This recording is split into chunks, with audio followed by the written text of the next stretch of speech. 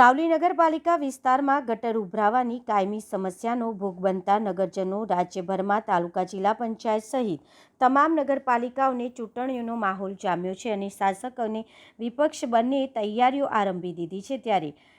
ગત ટર્મમાં સાવલી નગરપાલિકામાં ભાજપનું શાસન હતું અને આજે સાવલી નગરપાલિકા વિસ્તારમાં ગંદકી અને ઉભરાતી ગટરોની સમસ્યા માટે રોષ ઠાલવ્યો હતો। સાવલી મધ્યમાંથી સાવલી વડોદરા ફોરલેનની કામગીરી ચાલી રહી છે, જેમાં કોઈપણ પાણીની લાઇન લીકેજ અને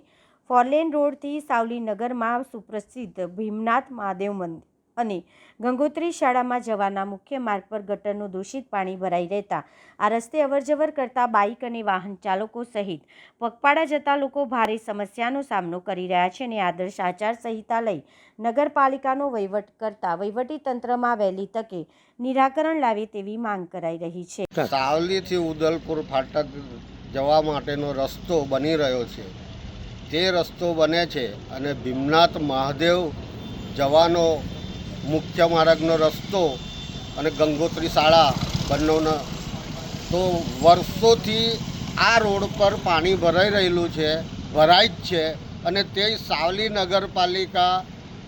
તમામ ગામના રોડો બનાવી ચૂકી હશે, પણ આ રોડ કેટલાય વર્ષોથી એમને વારંવાર કહેવામાં આવ્યું છે, તે છતાંય એમની આંખો ખુલતી નથી અને આજ રોજ તેમજ કે આ રોડ બની રહ્યો છે તે દરમિયાન ગટર લાઇનની પાઇપલાઇન ફાટી જવા હોવાથી ગંદુ પાણી તેવું ભરાઈ રહે છે। તો આ ભીમનાથ મંદિરને ગંગોત્રી શાળામાં જવા આવવાના છોકરાઓને, ભાવિ ભક્તોને, તમામ લોકોને અડચણરૂપ છે। તે દરમિયાન સાવલી નગરપાલિકા પ્રમુખશ્રીને તેમાં અમે વિનંતી કરી રહ્યા છે કે આ રસ્તાનું વહેલી તકે કામ લેવું।